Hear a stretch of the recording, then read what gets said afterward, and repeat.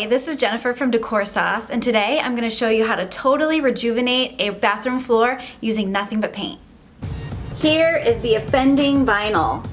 As you can see, it is a lovely buttercream and brown color, and it just needs updated. And sorry about my cabinet there, it's an overlapping project with the next one, but here is the before. Okay, so as you can see, I have the vinyl floor behind me, and the first thing you're going to want to do is determine whether or not it's too glossy for you to put paint directly on it. In my case, it's not really glossy. It has sort of a natural rough finish. If your vinyl is really glossy, then you're gonna need to use some sandpaper on it first. I think what works the best is an orbital sander or some other mechanical sander. That way you're not spending all day on your hands and knees. So give it a quick rough up with a sander if you need to, and then after that, we use a cleaning product. So for this floor, I'm going to be using a TSP substitute. You mix 8 ounces of this with about a gallon of water, and then get on your hands and knees, folks, and scrub it really good, because you're going to want to get all the natural oils and hair and everything off the floor so that your paint can really stick to it. Before I go ahead and get started, I just wanted to also mention the fact that my vinyl, even though it's ugly, it's in really good shape. So this project is only going to work on vinyl that doesn't have any natural dings or cracks in it. If you do, there are products where you can glue down flaps of busted vinyl, but in this case, I wouldn't use the paint on a floor that needed any kind of repair. This only works really well and looks really fabulous if your floor is flawless besides the ugly color. Okay, so besides the TSP substitute, the product I'm going to use today on this floor is, first of all, I'm going to use a bin cover stain primer, an oil-based paint, and it smells really nasty, folks, but it works really well.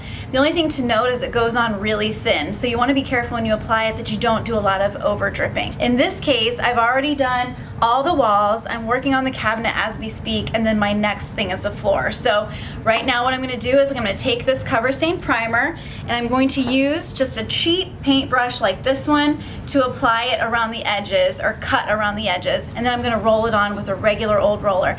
The reason I'm using a cheapy brush is because I don't particularly like to clean oil-based paint out of my brushes, because it's kind of a mess. So I'd rather just use a cheap paintbrush for cutting projects like this, and then I can just toss it when I'm done. Okay, now that I've cut out the whole perimeter of the room with my cheap paintbrush, I'm going to just dump the paint right on the floor and roll out the rest.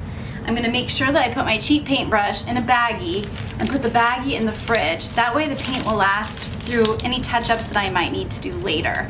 And then after it's all done, I'm just going to throw this paintbrush away. I'm going to show you what it looks like to roll. Also going to make sure that I roll my way outside of the room.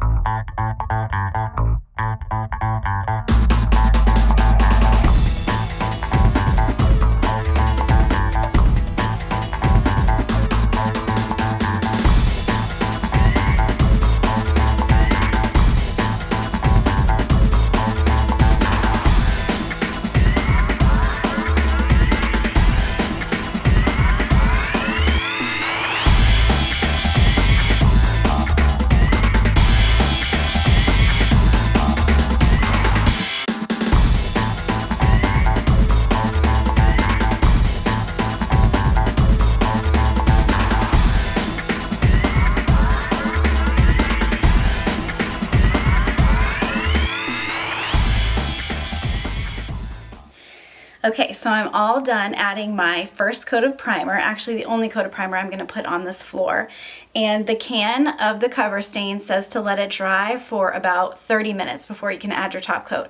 Since it's the floor, I'm going to let it dry a little bit longer, probably at least 24 hours, just to make sure that it's not tacky, because I have to walk on it in order to add that top coat of paint.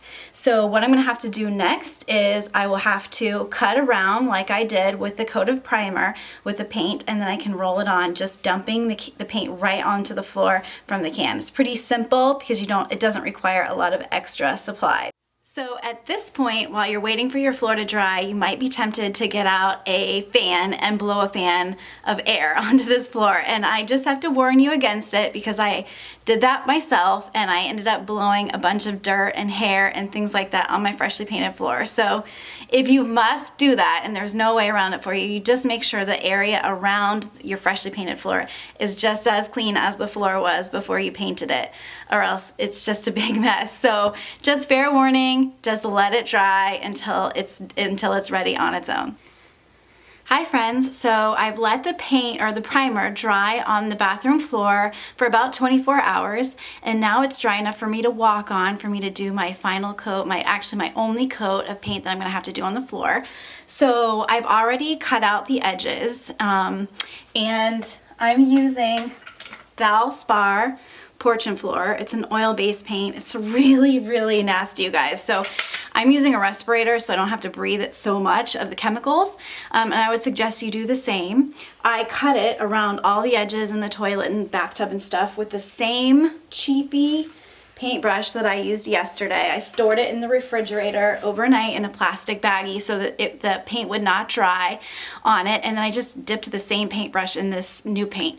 The reason I can get away with that is because I used an oil-based primer on the floor first, and now I'm using an oil-based paint over the top. So there's going to be no confliction of chemicals when it comes to oil-based versus water-based. So only use the same paintbrush without cleaning it if you're going to go from oil to oil or water-based to water-based.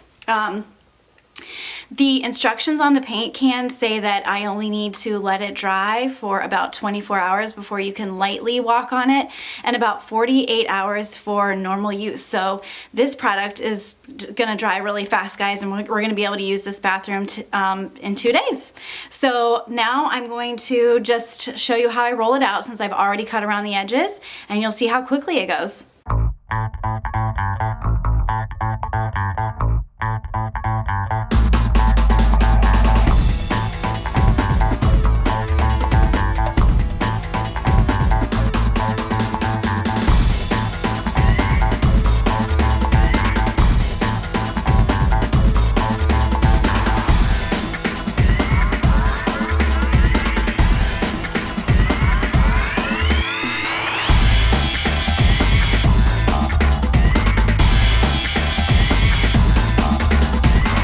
Day 2 after I laid my first coat of paint on the bathroom floor, which was to be my final coat of paint.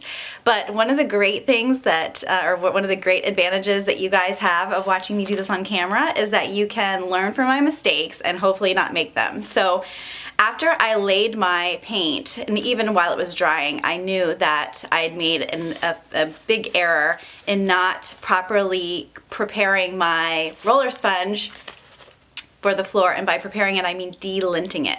Now I could have bought a more expensive roller. I wasn't really thinking about it at the time, but I cheaped out, and so what I got was a roller full of lint. So when I laid my paint down on the floor with the other roller, I laid down a bunch of lint from the roller itself into the paint.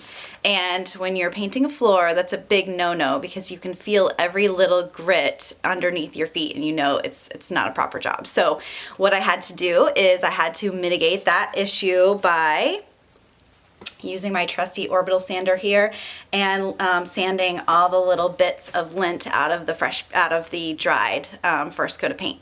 And then I had to clean it again really well with vacuum and sweeping and water and towel dry it just to make sure all the little bits of fuzz and dust from sanding it were gone. So I ended up causing myself about an extra hour's worth of work on this project that should have been done. So hopefully you learned from me and you don't make the same mistakes. So what I've done to prepare this roller is I've coated it. First of all, I vacuumed it I rubbed it really good to try to get the fuzz off. Then I vacuumed it with the vacuum cleaner, and now I've got it all taped up with frog tape so that when I pull off these little layers, hopefully I pull off all the lint with it.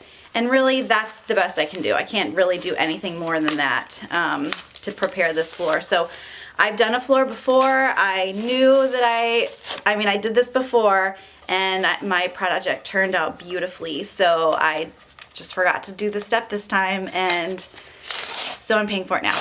But anyway, I'm going to go ahead, and as I peel this tape off, I'm just going to make sure I get all of the lint off of this roller, and then I'll have to lay another coat of paint. So this is what the floor looks like with its coat of paint on it. As you can see, it looks really good. It hid the decorative pattern a little better than I thought it was going to, so that's good news. And now all I have to do is wait for it to dry, which takes about 24 hours, and then I'll show you what the bathroom looks like when it's finished and all put together.